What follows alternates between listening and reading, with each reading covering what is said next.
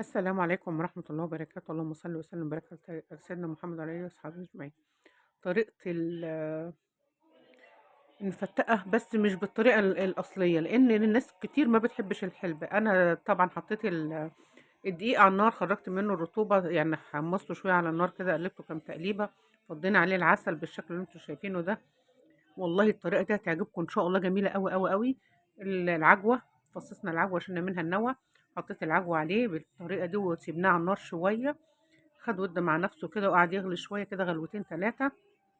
أمّا العجوة بدأت تسيح شوية كده مش كتير يعني، حطيت عليه المكسرات. الدقيق ده بيربط معانا بيبقى تحفة. هتلاقيها في الأول كده تحسّوا إن هي مَيّة، لأ، بعد كده هتلاقيها أمّا تبرد هتلاقيها بقت تقيلة وجميلة أوي.